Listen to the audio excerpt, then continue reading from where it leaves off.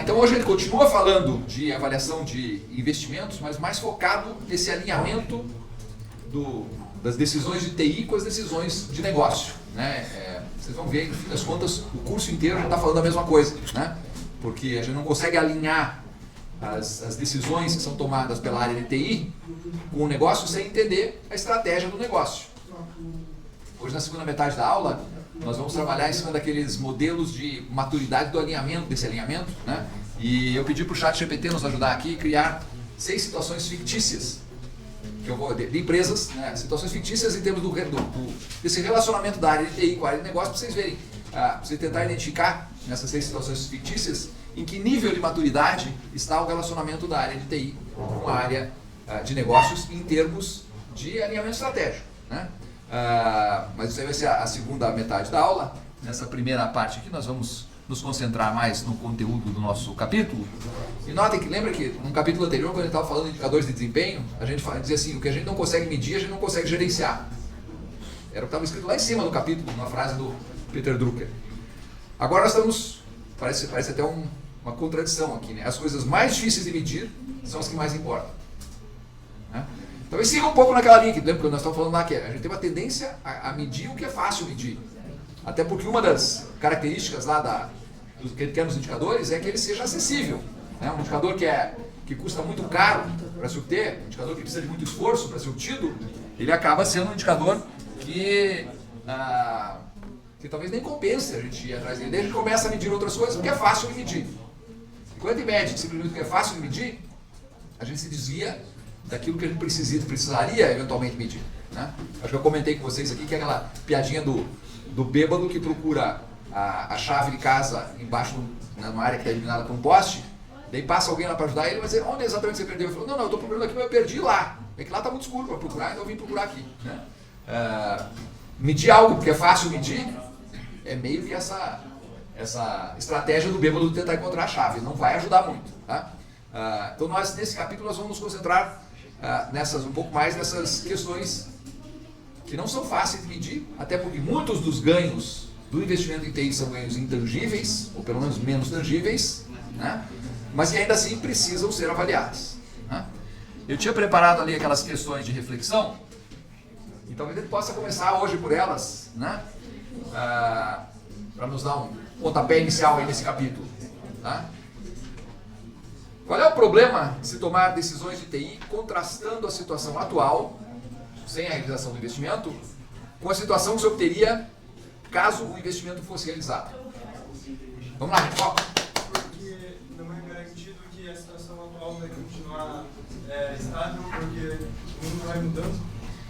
Exatamente, quando a gente fica, a gente está tentando avaliar esse aqui, estamos perdendo a conexão aqui? Se volta. Caiu para vocês ou não? Não. Sim, aqui é. Só questão de conexão. Tá, só uma questão de conexão. Então, legal, Felipe. Então, a situação atual, né, sem investimento, ela não vai poder se manter no futuro. Nós estamos justamente pensando em realizar um investimento, porque esse investimento vai permitir que a gente assuma uma outra, digamos uma outra capacidade de competir no mercado. Se a gente não fizer nada, né, o não fazer nada não embora o não fazer nada também seja uma decisão, né, ela em geral tende a não ser uma boa decisão, tá? Simplesmente por isso. Legal, é Felipe, né? Sabe por que eu chutei que era Fernandes? Porque uma das coisas que eu estou notando aqui, sempre que eu pergunto para vocês, são mais ou menos as mesmas 10 pessoas que se arriscam a responder, né? Onde é que estão os outros 30? É importante, vocês que estão entre os outros 30 que não aparece nessa minha listinha aqui, esse povinho que está ganhando um centavinho de nota aqui a cada aula, vocês têm que se estimular a, quando eu perguntar alguma coisa, ser os primeiros a responder. Tá? Aqueles que não respondem nunca são os que mais precisam responder. E nós estamos aqui, o ambiente da universidade é um ambiente de treinamento para vocês. Tá? Aqui é o lugar para perder o medo. Não sei se for por medo, né?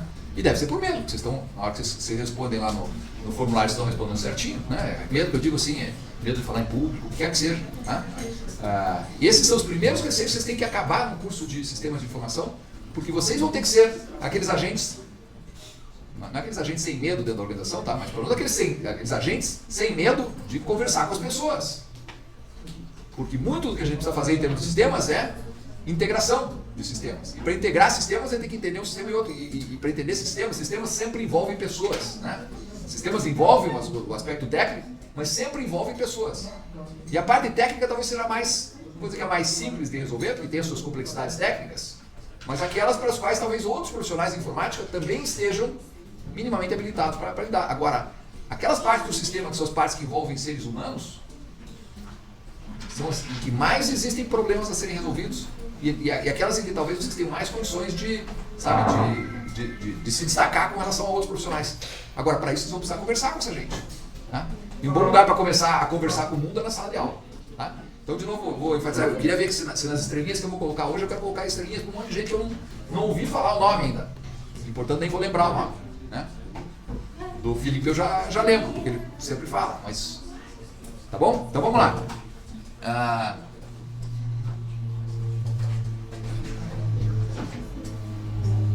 Uma segunda pergunta aqui. Por que se afirma que a tecnologia de informação não possui nenhum valor inerente a si mesma?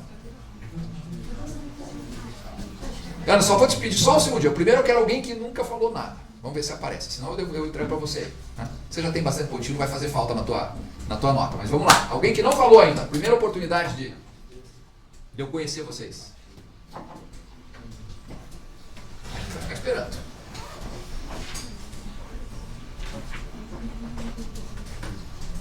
Porque a informação por si só ela não vai acontecer nada. Por exemplo, eu sei que meu concorrente vai fazer tal coisa, mas se eu não fizer nada diante disso, não vai surgir nada para eu saber disso. Então, você está dizendo que... elabora um pouquinho mais, explica para ele. Não sei, eu sei que meu concorrente vai fazer uma mudança no produto deles que vai potencialmente tornar o meu produto obsoleto. Tá. Se eu não fazer nada, de fato isso vai acontecer e eu não vou ter nada com essa informação.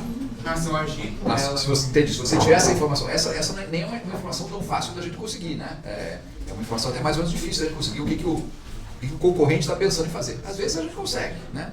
Porque você sabe que não existe segredo de uma se duas pessoas já sabem de algo, aquele segredo já não é tão segredo assim, né? Então eu acho que esse é um aspecto possível, mas a principal questão aqui talvez seja principalmente o fato de que toda tecnologia tem um custo. Você tem que pagar para ter essa tecnologia. Agora, a tecnologia só pode ter valor se você usar ela. Tá? Então eu diria esse aspecto, como que é teu nome? Arthur, sim. Arthur. Acho que você já tinha falado, né, Arthur, alguma vez? Ou não?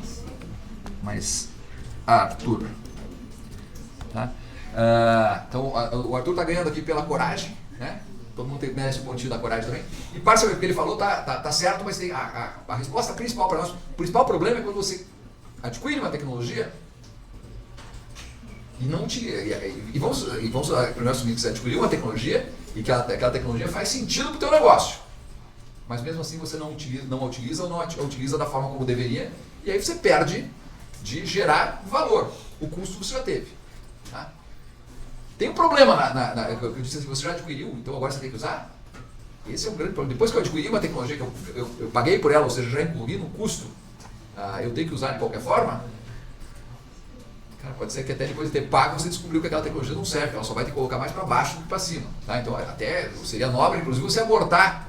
Muito difícil, vou dizer assim, é muito difícil alguém abortar um projeto de informática no meio do caminho, porque não deixa de ser uma tremenda de uma confissão de incompetência. Né? Vocês dizem, eu gastei aqui 50 mil reais nessa tecnologia, mas depois que eu gastei, eu cheguei à conclusão que ela não serve para nada, então vamos deixar de lado. Por isso é muito difícil para um gerente, depois de ter tomado uma decisão errada, é difícil ele tomar essa decisão certa de dizer, errei. Tá? Mas eu não estou nem falando nesse tipo de problema, estou falando um problema anterior, que é aquele em que a tecnologia é adquirida e espera-se que ela vá realizar os milagres por conta própria. Né? A tecnologia não se mexe por conta própria, ela precisa de gente para fazer. Então, não adianta adquirir só a tecnologia, tem que adquirir a tecnologia, tem que treinar as pessoas, tem que fazer com que elas se sintam motivadas a usar, enfim, tem que garantir que aquilo ali aconteça. Tá? Legal. Por que o sistema SABRE, mencionado no texto, não se justificaria a partir de uma análise tradicional de investimentos? E aí uma pergunta antes até do porquê, falar do porquê do sistema SABRE, talvez para alguém aí o que era esse sistema SABRE? Pode ler. Pode, já que você tá. É uma forma esperta de fazer isso com uma tela grande na frente, uma tela pequena, né? Na pior das hipóteses, para tornar a aula um pouquinho mais divertida. O SABRE era um sistema de assessoria das reservas e itinerários aéreos online que permitia que agências de jurídicos pudessem informações em tempo real para fornecer aos seus clientes já na década de 1980. Tá, sabe por que talvez seja tão difícil pensar o que faz uma empresa dessa? Porque hoje em dia é quase inconcebível, né? O que foi o diferencial competitivo dessa empresa? O que tornou essa empresa, ela era uma subsidiária, no fim das contas ela surgiu a partir do departamento de informática da American Airlines. Né? A American Airlines, vocês sabem, é uma das maiores empresas de aviação do mundo. E o SABRE, que era o sistema que o departamento de informática da American Airlines lá criou para permitir que agências de turismo pudessem fazer algo que vocês nunca viram ser feito diferente, né? Parece mais óbvio, fazer com que as agências de turismo pudessem fazer uma reserva. Entrar no computador e fazer uma reserva para o cliente delas. Vocês dizem, pô, isso é a coisa mais óbvia, o cliente consegue fazer isso direto ele mesmo. Né? Vocês querem comprar uma passagem aérea, vocês compram direto, não precisa nem não precisa nem da agência de turismo mais. Mas na década de 80, a agência de turismo, quando você ia lá, queria fazer uma viagem, eles tinham que entrar em contato com as empresas aéreas, por telefone, por sinal de fumaça, sei lá, como é que né? Não tinha internet para fazer isso. Né? E aí a SABRE, olha qual foi a grande sacada do SABRE. Foi, inclusive em muitos casos, eles próprios colocavam um terminal de computador dentro da agência de turismo, e daí a agência tinha acesso aos horários dos voos da American Airlines. Era só isso? Não, se ela fizesse só isso, provavelmente as outras empresas aéreas iam entrar na justiça contra ela e dizer assim, olha, a American Airlines criou um sistema que tornou inviável competir contra eles, porque tem um sistema que só aparece o voo deles, é claro que é muito mais confortável e cômodo e fácil para a agência de turismo e para o próprio cliente já decidirem comprar o voo da American Airlines sem nem saber quais são as outras opções existentes no mercado. Então, o cara da American Airlines lá, o cara da informática lá que pensou esse sistema, né, ele pensou, olha, tem um problema nesse negócio, em algum momento vão me acusar, inclusive, de tentativa de estabelecer um monopólio. Eu vou dizer assim, não que a maior parte das empresas não tenha esse sonho, né? Todo empresário gostaria de estabelecer um monopólio, talvez não um monopólio absoluto, aquele que você não tem alternativa de escolha, mas um monopólio assim de o cliente nem pensa em alternativas porque o teu produto é tão melhor que os outros. Tá? Mas ainda assim a American Airlines fez uma grande concessão aos concorrentes. Ela resolveu colocar nesse sistema dela não só os voos dela, como também as informações dos voos dos concorrentes também. Para evitar que ela fosse acusada de concorrência desleal por usar uma tecnologia que os outros, por algum motivo, ainda não tinham tido acesso. Sabe o que aconteceu? As outras companhias entraram na justiça da mesma forma, dizendo que o sistema SABRE fornecia uma vantagem competitiva tão grande para a American Airlines que ele podia ser considerado um monopólio. E aí a American Airlines, ao se defender na justiça, né, disse, mas eu coloco os nomes de todas as outras, os voos de todas as outras empresas lá também, né? Estão lá os seus. Talvez nem colocassem voos, não sei, mas enfim, eu não sei dos detalhes da briga na justiça. Mas o fato é que as outras companhias aéreas estavam incomodadas com o fato de que a American Airlines tinha desenvolvido uma tecnologia que praticamente tornava aquele negócio o negócio dela muito mais poderoso. E aí a American Airlines disse, põe o nome de todo mundo lá. Não, é que ela sempre coloca os voos dela primeiro, na frente dos outros. Né? Aí sabe qual foi a decisão do juiz? Coloquem em ordem alfabética. American Airlines, pela sigla ainda, AA. E continuou tudo igual. Continuou tudo igual, muito diferente. A American Airlines cresceu muito como empresa por causa do SABRE. Aliás, o SABRE cresceu tanto que a American Airlines decidiu tirar, em vez de ser o seu próprio departamento, ela disse, já que todo mundo todo mundo vai usar isso aqui, as outras companhias também vão usar, ela transformou a SABRE num negócio independente, que valia mais no mercado, na Bolsa de Valores, valia mais do que a American Airlines. Então notem que, como uma empresa, o negócio da empresa era a aviação, como ela consegue criar um negócio que agora envolve também informática, naquele tempo, né? E que é maior do que a própria empresa. E ainda assim, a minha pergunta aqui é por que esse sistema da SABRE, né, não se justificaria a partir de uma análise tradicional de investimentos. A análise tradicional de investimentos foi aquela que a gente discutiu nas aulas anteriores, né, quando eu estava falando lá de payback, o tempo de retorno do investimento, valor presente do investimento, trazer ganhos e gastos que você vai ter ao longo do tempo, trazer todos eles ao momento presente, usando uma taxa de juros ou uma taxa de custo do dinheiro no tempo que seja adequado. Quer dizer, todos aqueles nossos mecanismos não justificariam o sistema Sabre. Por quê? Porque o valor do Sabre era muito intangível, né? Imagina esse cara de informática dizendo assim: eu estou criando um sistema aqui que vai permitir que as agências de turismo vendam direto a passagem. Vendam a passagem sem nem precisar conversar com a gente aqui. As outras áreas de negócio da empresa podem dizer: vem cá, mas daí? E quanto mais você vai vender de passagem? Não sei. E quanto vai aumentar? E quanto vai aumentar a nossa lucratividade? Não tenho a menor ideia. Quer dizer, eles sabem a direção, eles dizem: vai aumentar a nossa participação no mercado, vai aumentar a nossa lucratividade, né? Estamos na direção certa, mas de novo, o que é importante medir, às vezes é muito difícil de medir. E o que é fácil de medir? É fácil de medir o custo. Esse sistema, como todo sistema inovador, envolve custos elevados. Desenvolvendo tecnologia sempre envolve custo elevado, porque ele está fazendo alguma coisa que não existia ainda, né? Lembram lá do capítulo de estratégia?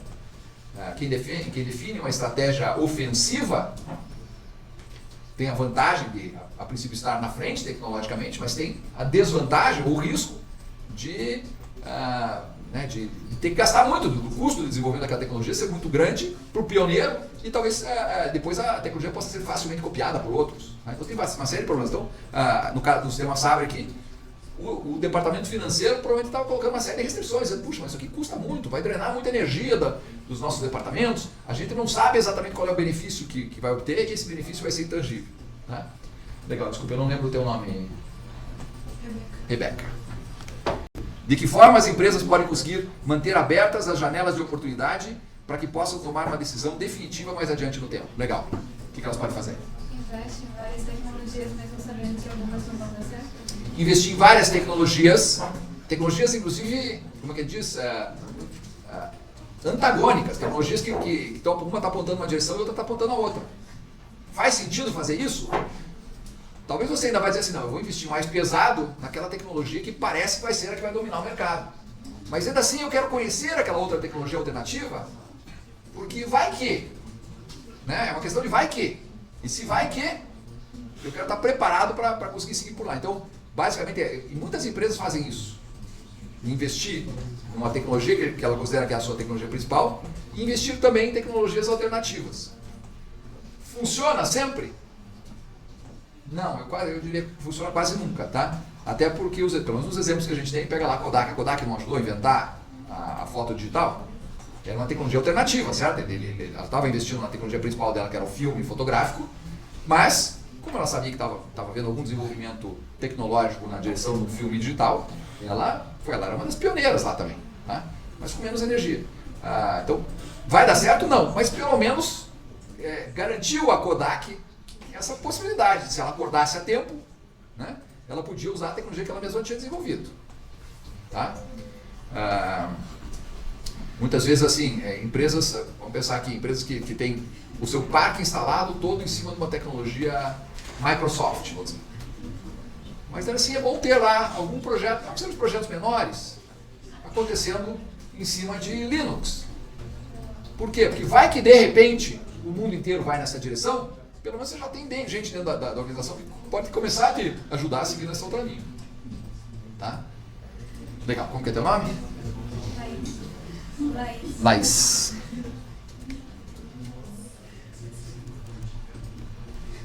Laís, que seja a primeira de muitas.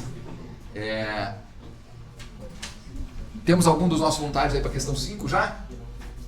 Do povo que nunca falou?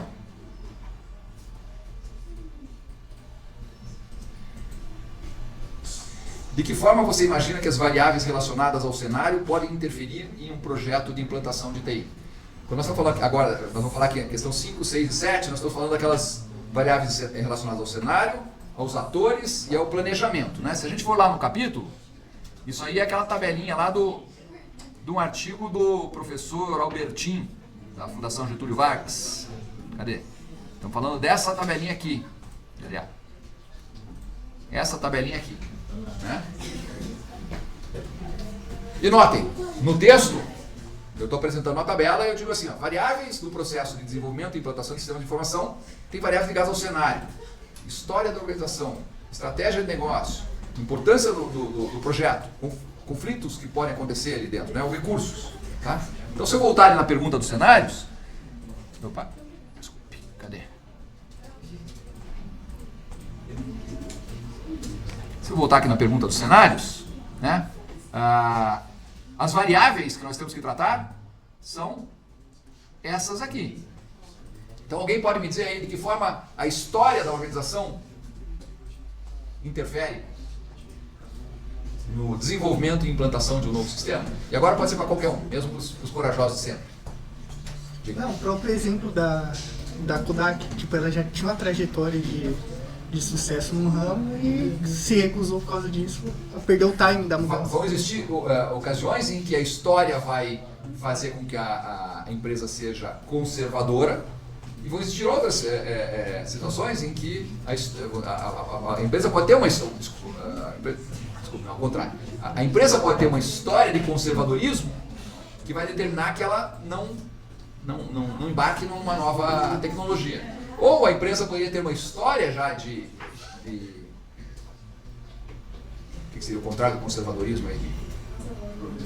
Eu detesto a palavra progressismo, né, porque ela está muito ligada com política e eu não vejo nada de progressismo nas ideias envolvidas ali. Né? Mas de qualquer forma, conservadorismo, ou sei lá, esse ímpeto pela inovação, empresas que têm já uma percepção mais ligada à inovação, essa sua própria história faz com que elas tenham uma tendência maior de avançar nesse sentido. Tá? Então, história por esse motivo aqui. Me lembra, Tamar? Victor.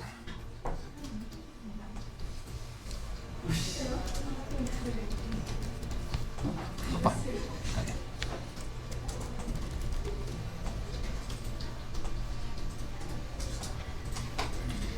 Tá, daí nós temos, de novo, essa tabela foi meio, no capítulo ela está meio jogada, assim, né, sem muita discussão sobre cada um desses itens, né? Mas como é que vocês imaginam que as estratégias de negócio que a empresa já tem, como é que elas afetam os sistemas que vão ser desenvolvidos? Vamos lá, estou desmembrando essa pergunta aqui em várias, aqui para soltar um monte de centavo de nota aí para vocês. Como que a estratégia afeta o sistema? Ana, quer tentar essa? Já que você se demonstrou já corajosa hoje, agora quando você ser corajosa,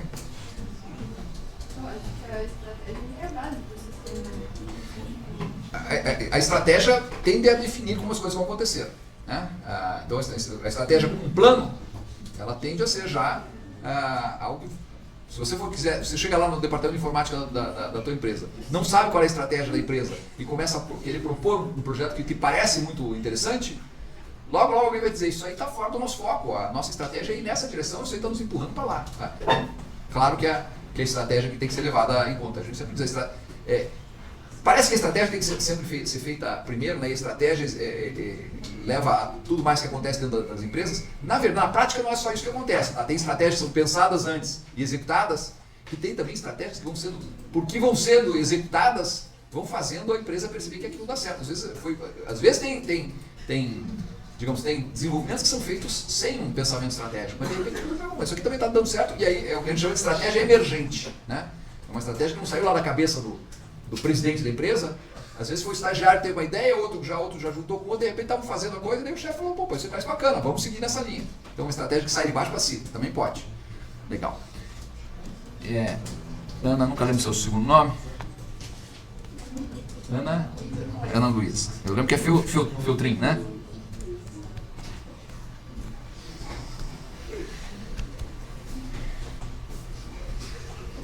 A importância do projeto dentro do cenário. Né? Quem que define a importância de um projeto para uma organização?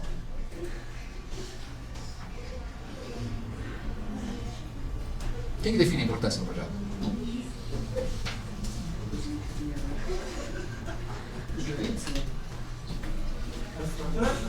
Oi? Tá, mas é que a estratégia, quando eu estou pensando em quem, eu estou pensando já até numa pessoa ou num grupo de pessoas. Tá? os definidores da estratégia. Tá? Quem definiu a estratégia vai priorizar, pode priorizar determinados projetos. Às vezes, quando vai dizer assim, a importância do projeto, às vezes tem vários projetos dentro da empresa que todos eles fazem sentido. Todos eles seriam, qualquer pessoa na empresa poderia dizer, não, isso aqui nós temos que fazer. Só que daí tem alguém dentro da empresa que tem que botar ordem no galinheiro, dizer, olha, tem um monte de coisa que dá para fazer, tem um monte de coisa que ele quer fazer, mas não dá para fazer tudo ao mesmo tempo. Os recursos são escassos, até a nossa capacidade de foco é escassa, então vamos, e aí é a função de priorizador, que muitas vezes é assumida lá pelos estrategistas também. Para nós a prioridade é fazer esse projeto. Então é por isso que determinados projetos vão ser mais importantes que outros, porque eles estão mais, digamos, possivelmente mais alinhados com a estratégia, ou mais alinhados com aquilo que o estrategista considera importante agora. Tá? Bom, e aí temos ainda questões de conflitos, e aqui nota que esses conflitos podem ser de toda a ordem. Podemos falar de conflitos dentro do cenário. O cenário normalmente são coisas que acontecem fora do controle daquele grupo que está fazendo o trabalho. Né? Então, quando nós estamos falando aqui de implantação de sistemas, estamos imaginando aqui que essa implantação está sendo feita pela área de TI. Né? E aí o cenário é a empresa como um todo, a forma como o departamento de TI se relaciona com outros departamentos, aí pode entrar uma relação eventualmente de conflito. A guerra da Ucrânia faz parte do cenário. Tá? Então tem uma parte do cenário é um cenário mais próximo, outra parte é mais distante, mas tudo isso tem que ser levado em conta. Né? Legal. Eu já sei que a próxima pergunta lá, nem sei qual é o número dela, mas daí é sobre os atores. Né? Então vamos pensar aqui em que forma os diversos atores envolvidos afetam a implantação, o desenvolvimento ou a implantação de um sistema. Quem é que me fala qual é a importância do apoio da alta administração, da alta gerência? É que a alta gerência é quem diz se vai ou não dar o dinheiro para fazer o projeto, né? Às vezes pode acontecer muito previsto no mesmo projeto, você requer mais investimento além do inicial, você tem um apoio da alta gerência e já consegue falar assim, não, preciso mais dinheiro, aí fica mais fácil com o aporte financeiro. As duas coisas, né? Primeiro, quem diz que é importante é a alta gerência, então quem libera eventualmente dinheiro é a alta gerência, e muitos projetos têm uma característica, talvez alguns de vocês vão fazer uma disciplina específica de gestão de projetos depois, vocês vão ouvir o professor de gestão de projetos falar o tempo todo, projetos são baseados em um tripé, eu tenho que olhar, são 3 dedos, porque às vezes eu falo tripé e boto, né? Um tripé, 3 dedinhos, né? O projeto tem um tripé de aspectos que precisam ser monitorados, custos precisam ser monitorados. E é muito difícil lidar com o custo de projeto, porque o projeto está fazendo algo novo, não foi feito ainda. Então você vai perguntar quanto vai custar? Hoje a gente não sabe, estima, a gente projeta, a gente planeja, né? Custo, tempo e qualidade. Quando a gente erra em qualquer um desses pilares, ele afeta os outros dois também. Se você errou na estimativa de custo, posso garantir que logo você vai ter pressão lá para diminuir a qualidade, né? Ou você começa a não conseguir fazer aquilo no tempo necessário, no tempo previsto, porque você não tem como... Você quer pagar as pessoas envolvidas e assim por diante. Então, o apoio da alta gerência, gente, isso aqui é fundamental. Quando vocês estiverem naquela situação que vocês têm que fazer um projeto um projeto de sistemas dentro de uma empresa e vocês não têm o apoio da alta administração, sabe o que vocês têm que fazer? Aborta o projeto antes de começar a pensar nele.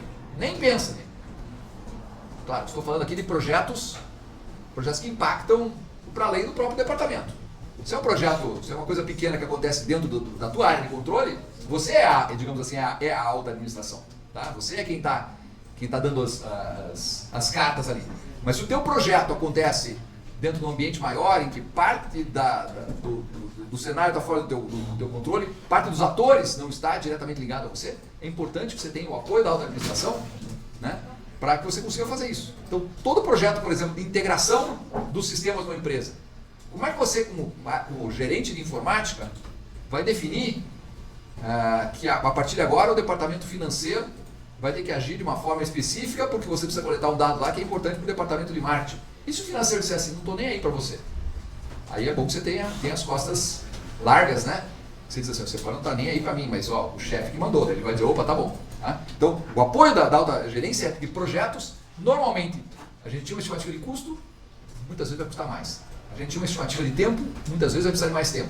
A gente tinha uma estimativa de qualidade, para manter aquela estimativa de qualidade, talvez precise de mais recursos. Então, muitas vezes, ele vai precisar de alguém que banque o projeto e diga, não, isso aqui é importante para nós, mesmo tendo eventualmente fugir em algum grau do controle. É bom que não fuja, né? A gente quer que as coisas aconteçam conforme planejado, mas mesmo tendo escapado do planejamento original, é tão importante para nós que a alta administração está bancando. Então, de novo, projetos estratégicos precisam do apoio da alta administração. Né? Deixa eu colocar vocês aqui. O senhor Vitor Rossi. E o senhor Marco. Beleza. Oi? Bom, e ao mesmo tempo, então, a alta gerência é importante, né? Mas tem outros agentes ali que também são importantes. A própria equipe, uma equipe sensibilizada, uma equipe treinada, uma equipe engajada no projeto, né? Usuários que queiram o teu projeto, que estejam dispostos a utilizá-lo, ou que pelo menos sejam dispostos sensíveis a ser treinados para usar o teu sistema e assim por diante, né? Legal. A gente acha que tem uma pergunta ali também sobre as variáveis relacionadas ao planejamento da intervenção, né? Que é a última caixinha ali. Veja, no planejamento da intervenção, por que a gente tem que pensar em impactos sociais? Simplesmente porque eles acontecem. Tá? Sistemas mudam a forma como mudam o mundo. Então é um dever nosso antecipar, fazer a nossa tabelinha maquiavélica lá, né? Para ver como é que o mundo vai ficar depois da nossa intervenção. E de que forma o mundo vai reagir à nossa intervenção também. Tá? Então nós precisamos aí ter uma noção desses impactos. A definição da própria estratégia de intervenção aqui é basicamente definir, fazer um planejamento de como as coisas vão ser feitas. Esse planejamento também baseado na nossa tabelinha lá do capítulo 2. Né? Eu não lembro o que o Albertinho queria dizer com prevenção. Eu escrevi alguma coisa no capítulo sobre isso? Deve ser prevenção de alguma coisa, me parece que está faltando uma... Ou seja, só prevenção aqui, seja de uma forma de você estar prevenido, né? Talvez até ligado à nossa tabelinha maquiavélica lá, tá? A tabelinha maquiavélica para estar prevenido, para tentar antecipar tudo que pode dar certo ou errado, prever, né? A prevenção no sentido de antecipar possíveis problemas e estar preparado para eles. Tá? Esclarecimento e envolvimento das pessoas e disseminação e desmistificação, de novo, do que se propõe o projeto. Tudo, aliás, notem que esse planejamento da intervenção tem muito a ver com a nossa tabelinha maquiavélica lá do capítulo 2. Certo?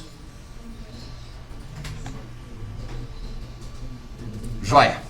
O que mais? Tem gente, tem uns mudinhos aqui que ainda estão me devendo perguntas aí. Já escolheu uma pergunta para você? Você foi corajosa em levantar a mão, né? Você escolheu a tua pergunta? Qual delas? Bem, a que nós precisamos agora. Qual a crítica feita a tecnologias chamadas de distrativas? Eu digo que causam distração porque eu inventei esse termo distrativa, né? Eu nunca ouvi alguém falar você está sendo distrativo. Não existe essa palavra, né? Bem entre aspas, assim, mas... Não, eu terceiro fala que é sobre as pessoas saírem trabalhando e não saírem trabalhando na internet, esses caminhos. Mais ou menos o que está acontecendo comentado na turma, nesse momento. Né? E sabe por que isso aqui acontece? Porque essas tecnologias são distrativas. Elas se convidam a se intrometerem. Tá? Então, provavelmente aqueles de vocês que estão consultando o celular nesse momento, quietinhos, mas só para... Sabe, aqueles que estão consultando o seu celular, estão ali, a tecnologia distrativa está funcionando, está distraindo, né? Ele deveria estar focado, nesse momento nós deveríamos estar focados no que nós estamos fazendo aqui, né? Mas as tecnologias distrativas elas até são piores do que eu acho que eu pintei aí nesse quadro no texto, tá? Porque quando fala assim, a tecnologia distrativa distrai a gente naquele momento, não, ela não distrai a gente só naquele momento. Ela nos transforma em seres distraídos a vida inteira. A gente não consegue mais... Eu queria lembrar exatamente como era dar uma aula em 1992, a minha primeira aula aqui no... Deve ter sido horrível, porque além de tudo eu devia estar tremendo mais do que, né, do que aquele que está querendo falar pela primeira vez aí na sala. Mas o aluno em 1992, ele sentava na sala, ele olhava para o professor e ele nem piscava. É bom isso? Não, nem bom nem ruim, é diferente. Tá? Mas nem piscava. Então fica todo mundo até assim meio... Né? Por quê? Porque eles não tinham sido submetidos a essas tecnologias distrativas que nos distraem o tempo todo, e quando elas não estão nos distraindo, nós já fomos treinados e condicionados para querer ser distraídos. Então a gente mesmo, quando ela não está nos distraindo, quando ela não está ativamente nos distraindo, nós estamos, né? Percebeu? Mas nós estamos nos distraindo porque nós fomos e somos condicionados aqui o tempo todo. Ela também não percebeu. Né? Nós somos assim agora. É uma característica da nossa sociedade. Né? Nós nos deixamos ser distraídos e nós quase que queremos ser distraídos. Dá a impressão que quando a gente não está sendo distraído, a gente sente que está faltando alguma coisa. Né? Agora, para fins de produtividade, essa distração ainda vai cobrar seu preço. Acho que ela está cobrando seu preço e vai cobrar seu preço no futuro.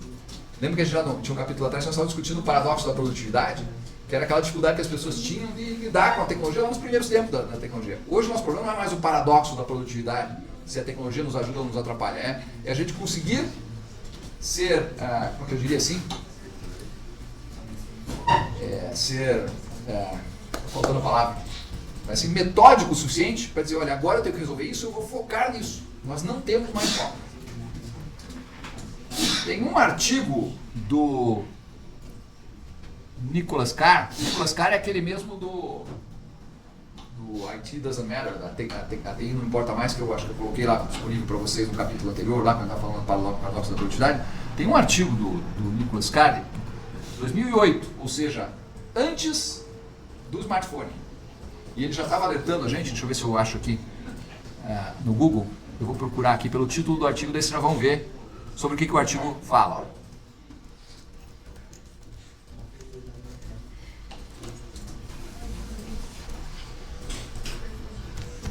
Essa é a pergunta, que é o título do artigo.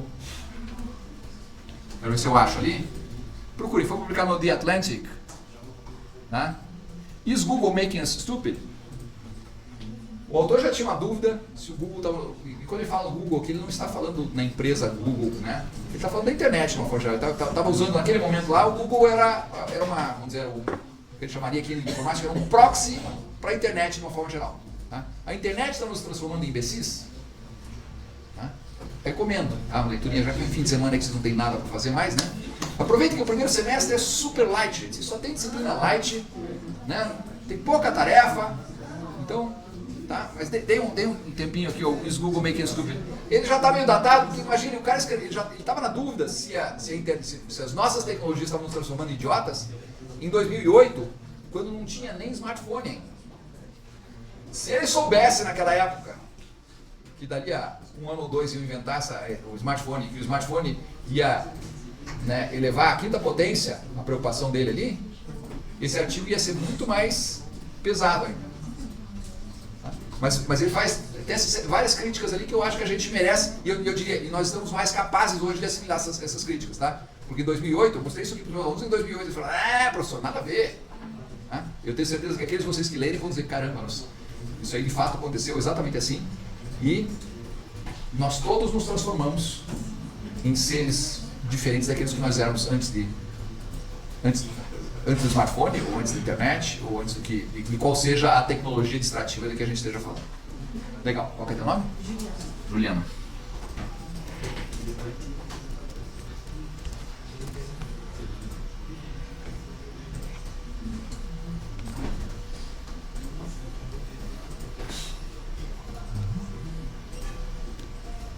Ele chega, no Google Making Us Stupid, ele chega a dizer que hoje as pessoas, 2008, ou seja, né, há quase 20 anos atrás agora, que as pessoas já não conseguem mais ler um livro. Será que isso é verdade? Quem é que leu um livro ontem? O livro inteiro ontem? Um livro ontem? Não, ele leu um livro ontem, perguntei. O livro inteiro. Leu o livro inteiro ontem? Não, quero saber quem que leu um livro ontem. Não? Quem que leu um livro inteiro nessa última semana? Tem uns bichos meio estranhos aí. Vocês têm noção que vocês não fazem mais parte dessa nossa civilização, né? Quem que leu 5 livros inteiros esse semestre? O mundo ainda tem salvação. Vocês leram no papel ou eletrônico? Oi? Não entendi. Ela está escondida atrás da tela, não viu? Leu 5 livros? E não está crescendo o nariz?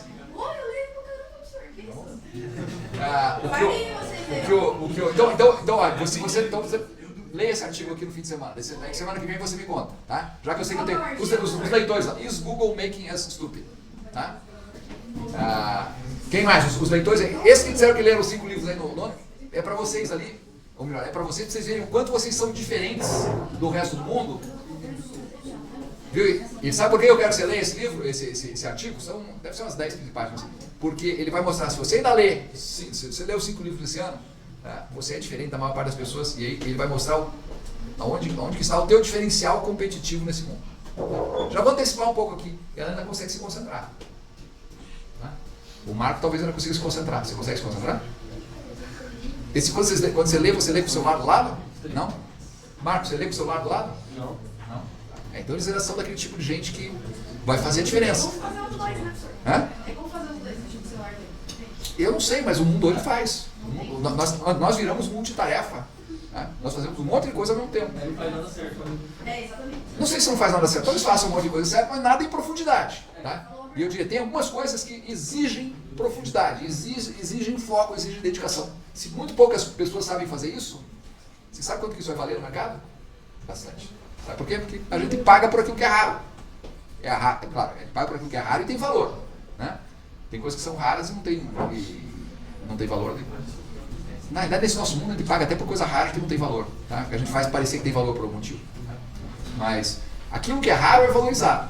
Gente com foco vai continuar, vai ser cada vez mais importante. E cada vez mais raro. Portanto, prepare-se para o sucesso. Né? O que mais? De que forma a lei de Pareto pode ser usada na priorização de projetos de TI? Primeiro, o que é a lei de Pareto? A lei de Pareto não é aquela 80%, são 20% das causas. Isso. Essa é uma lei, não tem lei mais tosca que essa. Tá? Assim, não é uma lei científica, é assim, aquilo que é uma coisa que a gente acredita, mas a gente continua acreditando porque continua dando certo. Tá? A ideia do Pareto é 80% dos problemas são causados por 20% das causas. Então, se eu tiver que priorizar o que eu tenho que fazer primeiro, eu vou atacar essas 20% das causas, porque se eu resolver essas causas, eu mato 80% dos problemas. Tá? Podia ser chamada também de lei do menor esforço. Tá? Porque a lei do menor esforço, todo mundo acha que é assim, você só ser vagabundo. Não, a lei do menor esforço eu olho qual é a forma de eu obter o melhor resultado com o menor gasto de energia. Tá? Então, a lei de Pareto se propõe a isso, vai dizer assim, mapeie quais são os 20% das causas que causam 80% dos problemas e trabalhe sobre elas.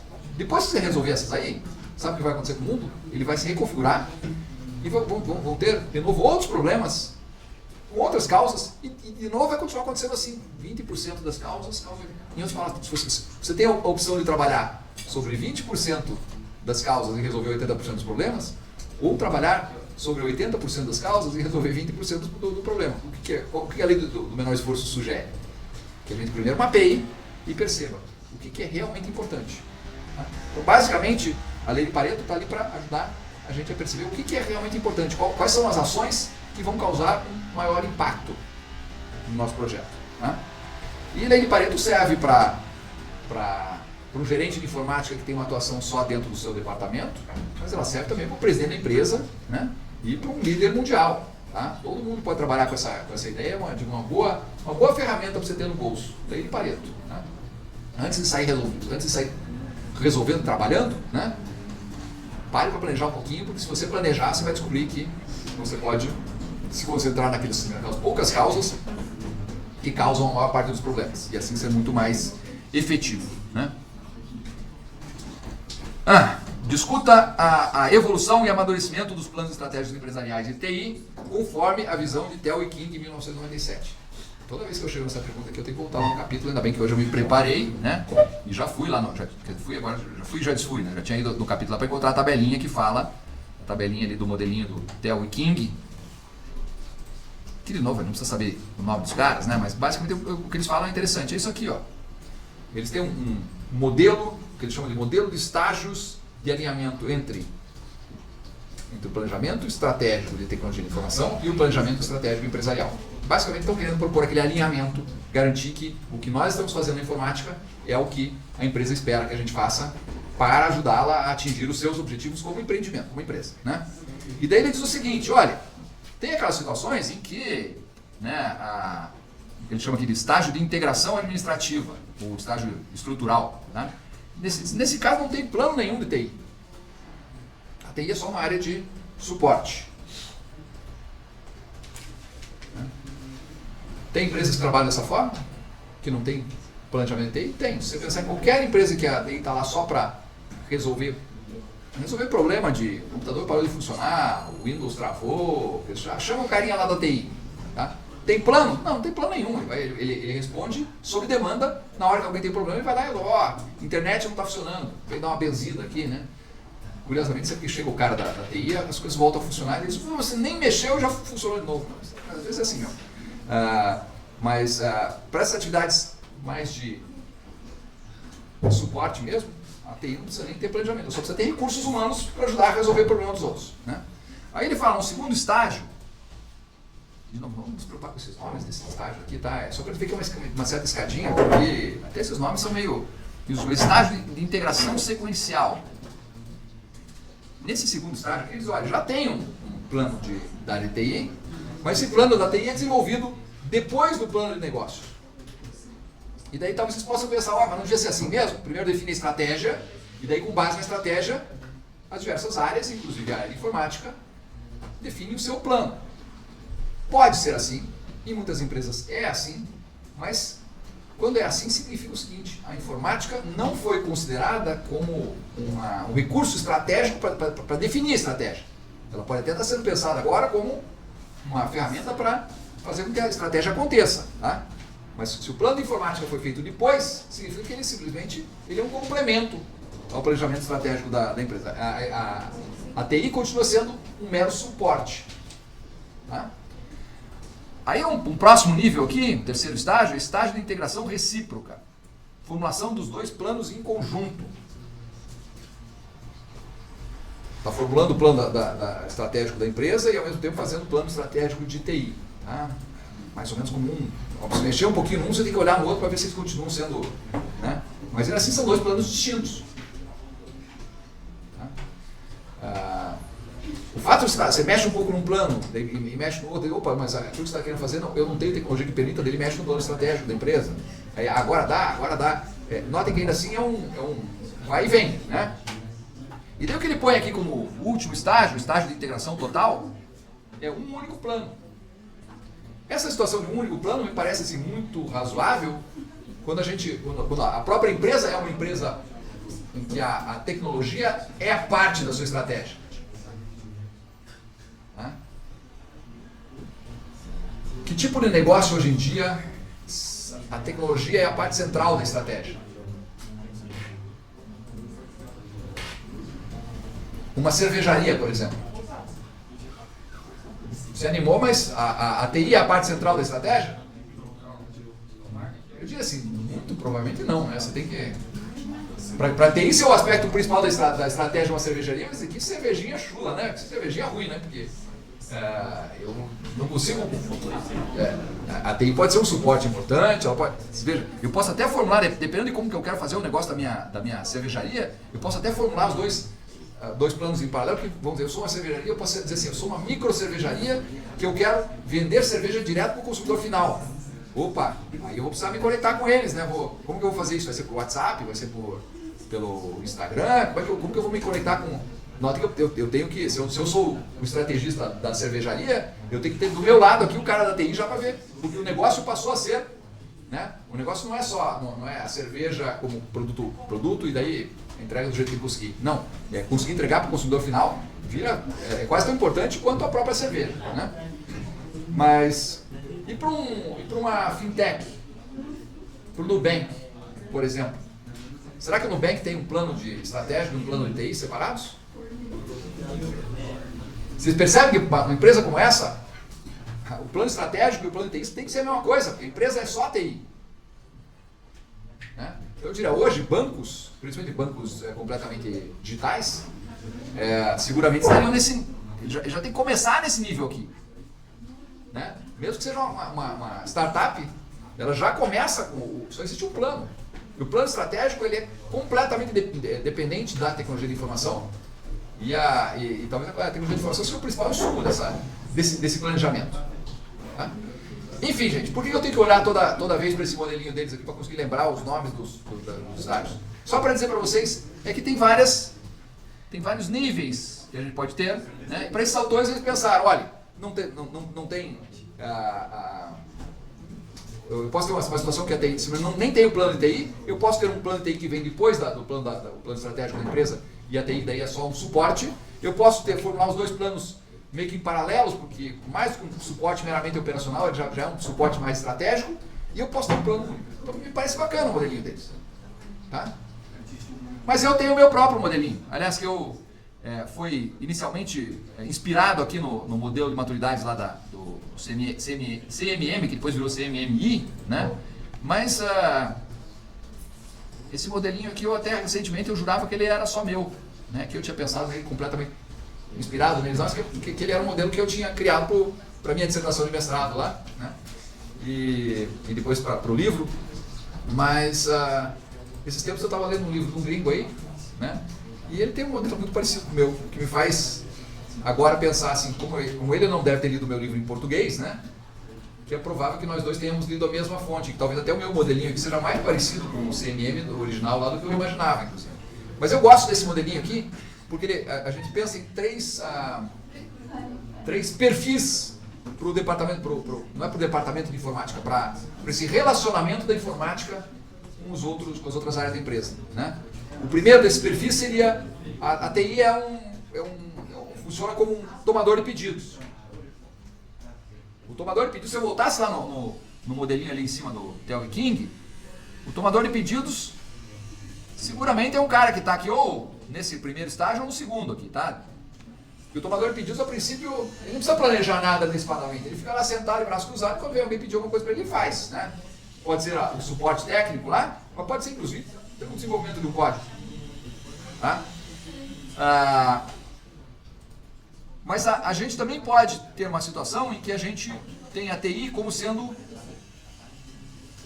que a gente chama aqui de consultora. Uma TI como consultora, ela significa que o departamento, que o negócio, que os estrategistas olham para a TI e perguntam coisas. Tá? Perguntam assim, vem cá, não só demandam, não só dizem, faça isso para mim. Antes de dizer faça isso para mim, ela pergunta, será que é melhor fazer desse jeito ou desse? Mas ainda assim, com as coisas vindo já muito prontas da área de negócio. Se vocês olharem aqui o que eu apresento aqui no alinhamento da TI, por exemplo, nesse caso aqui, começam a surgir uma criação de oportunidades de um maior diálogo. Porque lá no tomador de pedido não tem diálogo. Ou melhor, tem diálogo, sim senhor. Né? Faz isso aqui para mim sim. Né? O máximo que vai haver de diálogo ali, ó, tem um outro, faço assim que eu terminar o projeto do outro departamento lá que já tá na frente. Nesse primeiro nível aqui, não existe nem priorização. O departamento de informática não é nem capaz de priorizar projetos. Quer dizer, a prioridade dele vai ser assim, se o presidente da empresa pedir alguma coisa, ele para tudo que ele está fazendo e faz do presidente. Né? Mas, e pior, ele para tudo, de repente ele para a empresa para fazer o trabalhinho do trabalho de escola do filho do presidente lá, né? Ajudar a fazer a planilha que o filho tem que levar no dia seguinte. Por quê? Porque ele não consegue ver ele não consegue nem sequer alertar o presidente, olha, agora não dá para parar, porque se eu parar aqui, nós não fazemos a entrega da nossa produção na semana que vem, isso aí vai ter uma consequência enorme para a empresa. Né? Ele só sabe que o presidente é mais importante do que o gerente de produção lá, ele só tem que atender o presidente. Então, nesse nível mais, nível 1, a área de informática não é capaz sequer de perceber o que é mais estratégico. No nível 2, as áreas de negócio começam a perceber a área de informática como sendo uma área capaz de ajudar. Gente, fala, pô, tecnologias distrativas agindo de uma forma muito eficiente. Né?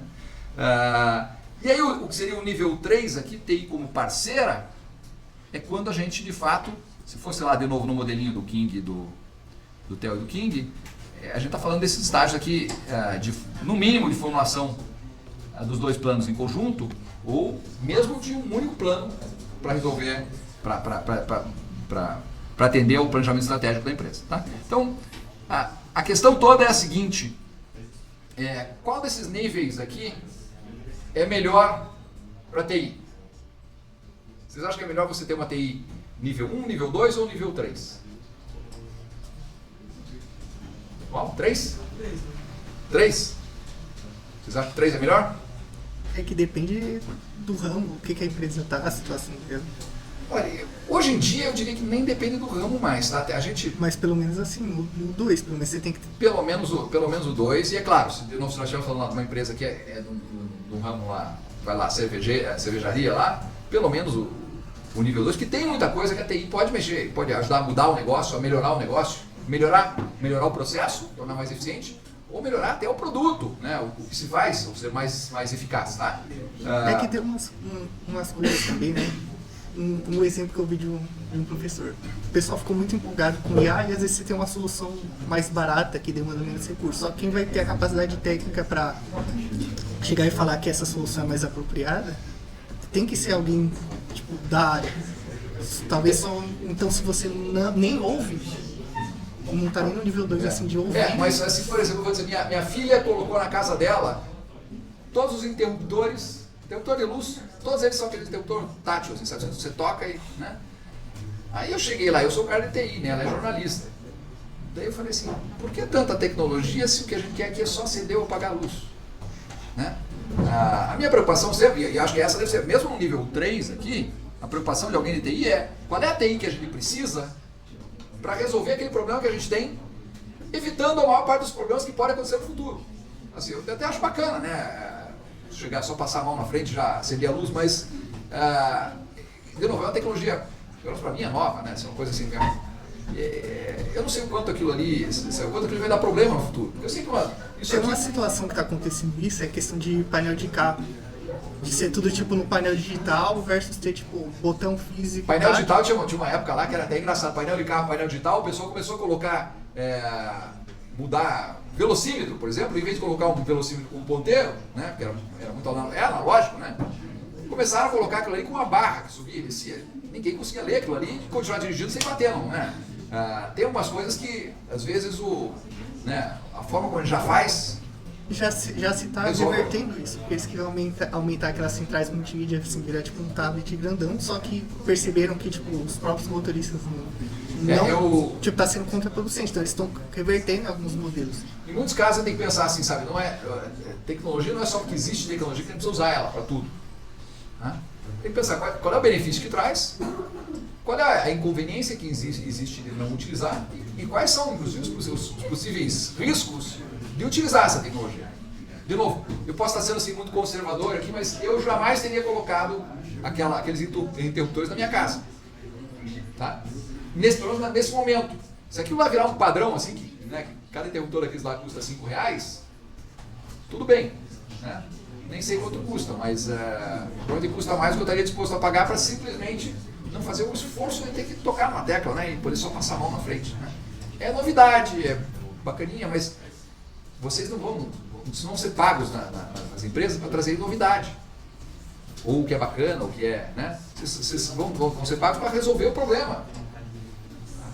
Ou para antecipar problemas que vão ser gerados pelas soluções de problemas que estão sendo propostas. Né?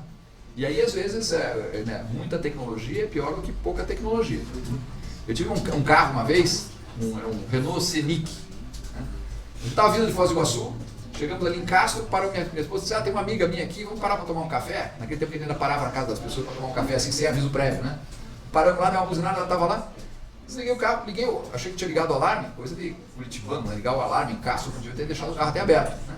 Mas tá, liguei o alarme, entramos lá, tomamos um café, na hora que fomos sair, fui apertar o botão para abrir a porta e para desligar o alarme, não funcionou a coisa.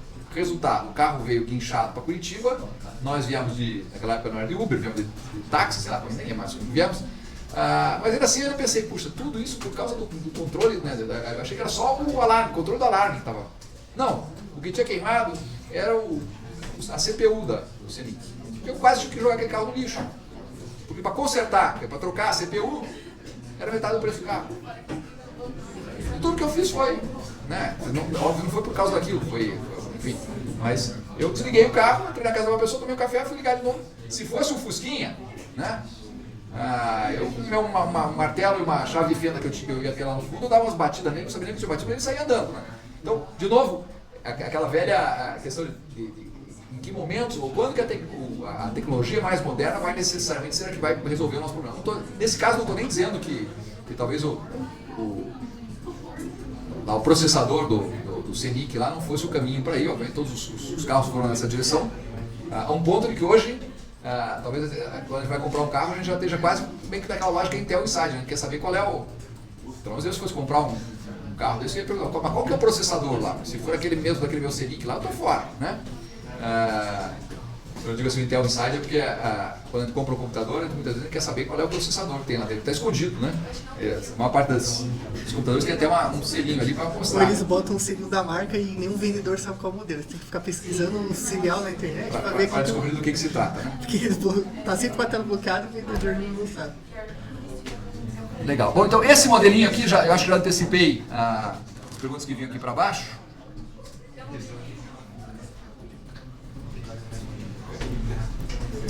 Já antecipei as perguntas para baixo. E sobrou só uma última pergunta aqui. De que modo a imagem do antigo CPD ainda afeta a forma como os departamentos de informática conseguem ser ouvidos em muitas organizações de hoje?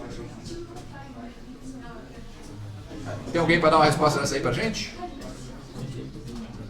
Vocês já ouviram falar esse termo CPD? Centro de Processamento de Dados? A professora Márcia trabalhou, não? Desse aí, né? Me formei em processamento de dados. A professora Márcia se formou num curso que chamava Processamento de Dados. E tinha uma época que acho que o RLE o povo chamava de CPD, uma época, há muito tempo atrás, né? Mas o que era um centro de processamento de dados? Era o lugar onde funcionava o que as empresas tinham de informática há 40 anos atrás, né? E nós já comentamos aqui que muitas vezes os computadores precisavam de refrigeração própria porque, né, para não queimar os seus chips, eles precisavam estar num ambiente climatizado. E daí isso significa que o departamento de informática tinha que estar fechado entre 4 paredes, com ar-condicionado. Às vezes nem o presidente da empresa tinha ar-condicionado, mas a informática tinha, né? Então isso por um lado dava assim, botava uma aura de cientista maluco, todo poderoso no pessoal da informática, que no fim das contas quem precisa de novo, estava morrendo de frio lá, mas todo mundo olhando, olha, esses caras devem ser importantes, né? Porque se eles têm ar-condicionado e o presidente está lá, né? O presidente da empresa está lá se abanando, mas não, era por causa dos computadores. Portas fechadas, ambiente fechado, significa pouco diálogo com o resto da organização. Né? Dificuldade de estabelecer aqueles níveis 2 e 3 de amadurecimento dessa maturidade da relação do departamento de TI com as outras áreas. Né?